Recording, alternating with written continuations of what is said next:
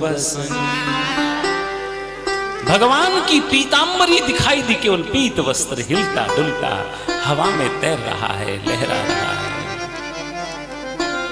और ऊपर मुख कमल जब देखा, अरे नारायण। और जब मुख को देखा तो भूल गया कि ग्राह ने कब से पकड़ रखा है, जकड़ रखा है और धीरे धीरे जल में खींच रहा है। प्राण संकट में है, याद ही नहीं रहा, केवल देखकर अभिभूत हो गया, सब कुछ भूल गया। भगवान के दर्शन देखता ही रह गया। एक टक पल के झपकना बंद हो गई, निहारने लगा, कैसी सुंदर मनोहर मूर्ति है। शरद मयंक, शरद ऋतु के चंद्रमा के समान जिनका मुख चंद्र है, सुंदर वनमाला धारण किए हुए भगवान नारायण को सामने देखा, कुछ नहीं सूझा। और तब भगवान देर थोड़े न करते हैं, दक्षिण करस्थ चक्र की कठोर ठोकर से जल सूर्य ग्राह की समस्त शक्ति खो गई। वाम कर कंज से संभाला है करीश पग, देखते ही शंभुविद की मति खो गई। पीत पट से पहुंचते अमोचते बिंदु माथे के, शोभा यह अनुराग बीज बो गई। मानो ब्रजराज कहते हो प्यारे गजराज, क्षमा करो टेर सुनने में देर हो गई। दक्षिण करस्थ चक्र की कठोर ठोकर से जल सूर्य ग्राह की समस्त शक्ति सो गई। कठोर सुदर्शन चक्र का जैसे ही छोड़ा और उस ग्राह के शरीर को स्पर्श करते ही उसकी सारी शक्ति शून्य हो गया वो ग्राह। और भगवान गोविंद नारायण ने अपने बाएं हाथ से उसके मस्तक पर हाथ फेरा, उस गजेंद्र के मस्तक पर, और अपनी पीतांबरी से उसके माथे पर जो पसीने की बूंदें आई ना महाराज, अपनी पीतांबरी से उसके माथे की पसीने की बूंदों को पोंछा। और ये शोभा जब देखा तो शंभु विधि मति खो गई। भगवान भोलेनाथ और ब्रह्मा जी भी स्तब्ध, वो भी, उनकी भी सुध-बुध खो गई। कितना सुंदर दृश्य है। हम तो नहीं गए, खूब पुकारा था इसने तो बिना नाम के ही, परंतु पहुंचा वही जिसको वो पुकार रहा था हृदय से। और फिर जैसे कह रहे हो कि मानो ब्रजराज कहते हो प्यारे गजराज, क्षमा करो टेर सुनने में देर हो गई। कि क्षमा करना गजराज, आने में तुम्हारी ये जो तुम पुकार रहे थे तो पुकार सुनने में थोड़ी देर हो गई। महाराज चक्र से मस्तक काट दिया उस ग्राह का, तो अब गजराज भी महाराज, पहले तो हाथ जोड़ करके उसने कुछ और तो सूझा नहीं, अपनी सूंड से कमल का एक वृक्ष उखाड़ा और भगवान नारायण के सामने प्रस्तुत कर दिया। ओम नमो भगवते तस्मै यत एतत् चिदात्मकम् पुरुषायाति बीजायः परेशा यदि धीमहि। अपनी सूंड से एक कमल का पुष्प उखाड़ा और भगवान नारायण के सम्मुख प्रस्तुत कर दिया। क्योंकि अब एक प्राणी, एक जीव, पशु तो क्या कर सकता है इससे अधिक। परंतु फिर जब ग्राह को देखा, अरे भगवान ने अपने कठोर चक्र से ग्राह की रक्षा की, तो अब बोला महाराज ये आपने गलत किया है। समझ में न आया नाथ, समझ में न आता नाथ, न्याय क्या किया है आज। गज को उबारा है या ग्राह को उबारा है। बोले भगवान आपका न्याय समझ में नहीं आया हमारे, पुकारा तो हमने और सबसे पहले उबार इसको दिया, इसको मार करके अपने भगवत धाम को पहुंचा दिया, जबकि पुकार हम रहे थे जोर जोर से रक्षा कीजिए रक्षा कीजिए। भगवान कहते हैं कि हे गजेंद्र, जो हमें पुकारता है ना, तो उसका तो कल्याण, उसको तो बाद में बुलाते हैं हम अपने घर, उसके अगर कोई पैर पकड़ता है तो उसको हम पहले बुला लेते हैं महाराज। एक बार प्रभु राघवेंद्र सरकार भरत जी, लक्ष्मण जी आदि के साथ कंदुक गेंद खेलने के लिए सरयू के तट पर पहुंचे महाराज। अब सबने अपनी अपनी तरफ, अब किसी ने तो कहा, लक्ष्मण जी तो पहले आके, राघवेंद्र सरकार बोले देखो ऐसा करो, आधे आधे बढ़ जाओ, आधे उधर विपक्ष में आधे मेरे पक्ष में। लक्ष्मण जी तो सबसे पहले आके खड़े हो गए भगवान के, बोले हम तो भगवान आपके पक्ष में हैं। अब कोई भी विपक्ष में जाने को तैयार नहीं।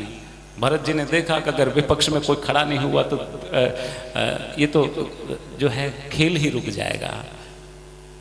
पक्ष में हो या विपक्ष में है, इससे हमें कोई अंतर नहीं पड़ता, इससे कोई फर्क नहीं पड़ता, भगवान का खेल नहीं रुकना चाहिए। और भरत जी विपक्ष में जाकर के खड़े हो गए। किसी ने कहा भरत जी सब लोग पक्ष में, आप विपक्ष में, तो बोले सबसे लाभ में हम ही हैं महाराज, क्योंकि ये जो पक्ष में खड़े हैं ना, ये तो हम जैसे मूढ़ को देख रहे हैं और हम सदा भगवान ठाकुर राघवेंद्र सरकार के दर्शन पा रहे हैं, विपक्ष का ये लाभ है। बोले अब महाराज प्रभु राघवेंद्र सरकार, भरत जी, राघवेंद्र सरकार ने ठोकर मारी गेंद को, भरत जी की तरफ गई। अब भरत जी की तरफ वो गेंद आई तो भरत जी ने दुगनी ताकत से, जितनी ताकत राम जी ने लगाई उससे ज्यादा दुगनी ताकत से भरत जी ने जोर से ठोकर मारा। फिर किसी ने टोका, अरे भरत जी महाराज आप कर क्या रहे हैं? अरे राम जी ने जिस गेंद को ठोकर मारी आप उसको फिर से ठोकर मार रहे हैं। बोले हाँ। बोले किस लिए? बोले इसलिए कि जिसको राम ने ठुकरा दिया उसको तो सारी दुनिया ही ठुकराती है भाई, पहली बात। और दूसरी बात ये कि जो राम जी के चरण को छोड़कर कहीं और जा रहा है, तो हम जैसे भक्तों का काम यही है भाई कि उसको पकड़ो और वापस चरणों में धकेल दो भगवान के। प्रभु के चरणों से अलग मत होने दो, भक्तों का काम यही है। इसलिए वापस। और बोले भरत जी ने जब ठोकर मारी तो राम जी ने फिर उसको ठुकराया नहीं, ठोकर नहीं मारी, तुरंत हाथों में उठा लिया। बोले भगवान ये क्यों?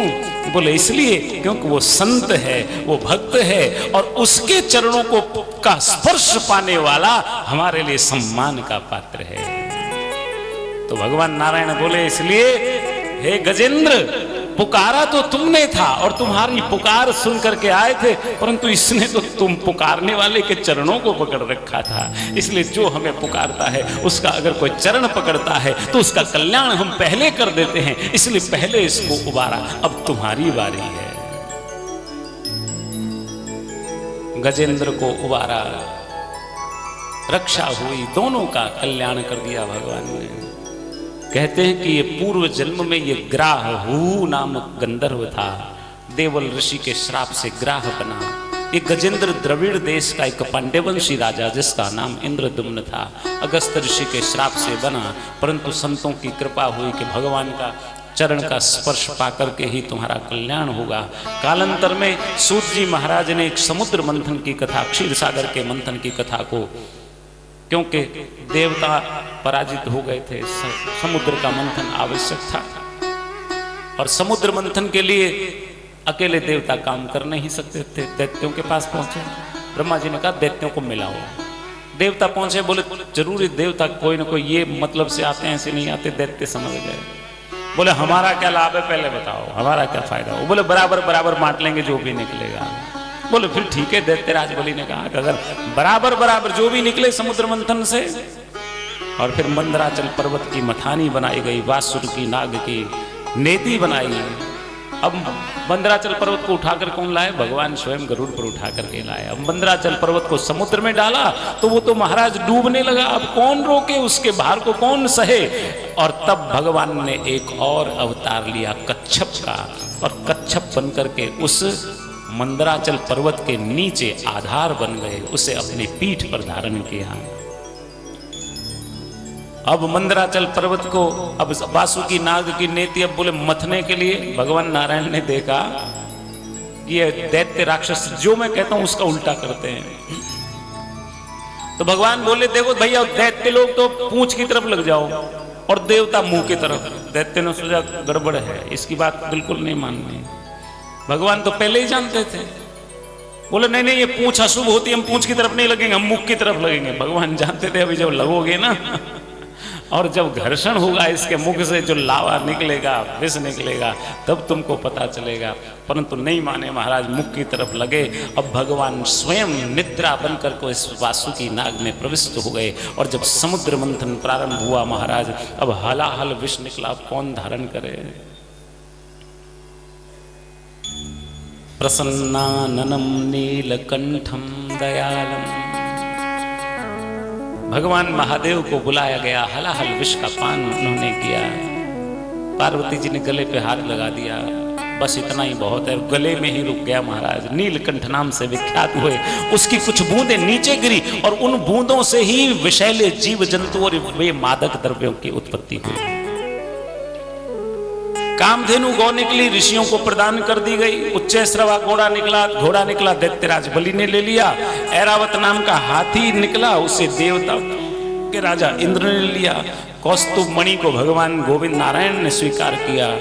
तो कल्प वृक्ष देवताओं के यहाँ पर दिया गया, अप्सराएं भी देवताओं के यहाँ चली गई। लक्ष्मी का प्राकट्य हुआ तो लक्ष्मी ने तो स्वयं ही भगवान नारायण का वर्ण कर लिया। और अंततः वारुणी देवताओं को, राक्षसों को पिला दी गई। और तब अंततः स्वयं भगवान नारायण एक और अवतार लेकर के आए और इस बार धन्वंतरी बन करके अमृत का कलश लेकर के पधारे। अब जैसे अमृत का कलश लेकर के आए महाराज, यहां पर तो राक्षस लोगों ने देखा तो ये तो इस पर कब्जा करो सबसे, इसी के लिए तो सब लोग सारा उद्योग किया गया था, ये परिश्रम इसीलिए तो न था। तो तुरंत प्रभाव से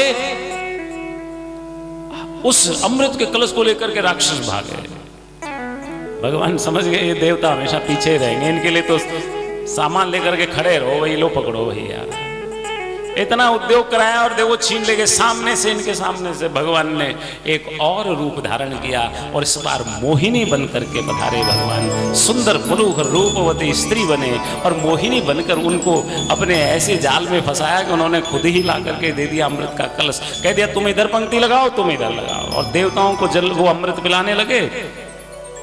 राहु नाम का एक राक्षस वेश देवता बन करके आ गया महाराज। अब पी भी लिया, अब जैसे पिया सूर्य और चंद्र को पता चला, भगवान ने मस्तक काट दिया चक्र से। परंतु जो अमृत चला गया उसके कारण राहु आज भी ये सूर्य और चंद्रमा दोनों का ग्रहण करता है, क्योंकि उन्होंने ही संकेत किया था ऐसा। कालांतर में देवासुर संग्राम हुआ। कहते हैं कि ये मोहिनी जो है ना, ये रूप धारण किया तो भगवान नारायण के पास आए बाद में भोलेनाथ। बोले भगवान हम तो वंचित रह गए आपके उस मोहिनी दर्शन से, हमने तो देखा ही नहीं। बोले भोलेनाथ अब नहीं देखा तो कोई बात नहीं, आप भी देखते तो मोहित हो जाते। अरे भोलेनाथ बोले कैसी बात करते हैं भगवान, हम और मोहित हो जाए। बोले हमें भी दिखाओ फिर अगर ऐसी बात है तो। बोले देखो फिर कहना मत। बोले नहीं नहीं हम भोलेनाथ हैं। बोले ठीक है भगवान। और भगवान नारायण जब वो भगवान शिव के कहने पर फिर से मोहिनी रूप धारण किया तो पार्वती जी को भूल गए महाराज और भागे मोहिनी के पीछे। इसीलिए भगवान भोलेनाथ के कहने पर भगवान नारायण मोहिनी बने। तो इसीलिए भगवान नारायण जब कृष्ण बन करके आएंगे तो ये भगवान भोलेनाथ भी उनके लिए मोहिनी बन करके आएंगे। देवासुर संग्राम हुआ और इस बार विजय श्री देवताओं की हुई। कालांतर में धीरे धीरे पृथक पृथक मनुओं की कथा को कहते हुए सूत जी महाराज कहते हैं कि कालांतर में दैत्यराज बलि ने कठोर तप किया, वरदान मिले और फिर से अपनी सेना को संगठित किया और संगठित करके फिर बल प्राप्त किया शुक्राचार्य की कृपा से यज्ञ आदि करके, और तब फिर से आक्रमण किया देवताओं पर। और इस बार दैत्यराज बलि के हाथ आ गई सारी त्रिलोकी। अब देवता घबराए हुए सुमेरु पर्वत की कंदराओं में यहां वहां छिपते फिरे। तब ऐसे में भगवान के पास गए, भगवान आप ही कुछ कृपा कीजिए। देखो भैया मारने करने का काम हमारा नहीं है, तुम कहो तो भिक्षुक बनकर भिखारी बनकर के ले आए तुम्हारे लिए त्रिलोकी। देवता बोले भगवान कैसे भी लाए, चाहे आप भिक्षुक बने चाहे कुछ और करें, परंतु हमें अब ये कष्ट हम नहीं सह सकते। इसलिए आप कैसे भी करके वो ले करके आइए। और तब भगवान ने कहा ठीक है। और उधर कश्यप ऋषि से अदिति ने प्रार्थना की कि भगवान आप मुझे ऐसा पुत्र दीजिए जो मेरे पुत्र इंद्र का भला कर सके, उसका सहयोग कर सके और त्रिलोकी को मांग करके, त्रिलोकी को ला करके दे। और कश्यप ऋषि ने तब पयोव्रत का उपदेश किया। और तब कालांतर में भगवत कृपा से स्वयं भगवान नारायण का एक और अवतार हुआ, कश्यप और अदिति के पुत्र के रूप में। और इस बार अवतार बहुत छोटे से बालक के रूप में वामन बन करके भगवान प्रकट हुए। बोले वामन भगवान की जय, जय जय श्री राधे। वामन भगवान के रूप में भगवान का प्राकट्य हुआ नारायण का। और जब वामन बन करके भगवान प्रकट हुए तो वहां सबके सब देवता आए महाराज। कश्यप ऋषि ने वामन भगवान को मेखला प्रदान की तो वहां पर किसी ने चंद्र ने दंड दिया, तो यहाँ पर माता पार्वती ने कुछ दिया, सब ने कुछ न कुछ दिया। अब कमंडल लेकर के सबसे पहले माता पार्वती के पास भिक्षा मांगने के लिए गए। और तब वहां पर जितने भी सब लोग आए थे सब ने कुछ न कुछ दिया महाराज। और जो भिक्षा माता पार्वती ने दी थी वो भिक्षा उन्होंने अपने पिता, अपने गुरु वामन भगवान को प्रदान की। और तब जिस काम के लिए वामन भगवान आए थे चल पड़े महाराज। नर्मदा के तट पर दैत्यराज बलि एक विशाल यज्ञ कर रहे थे। भृगुवंशी आचार्यों के आचार्यत्व में स्वयं शुक्राचार्य आचार्य बनकर के उनके वहां पर विराजमान हैं। और उस नर्मदा के तट पर भगवान वामन पधारे महाराज। बड़ी देर लगा रहे हैं वामन भगवान महाराज, हम कितनी कथा गाएं।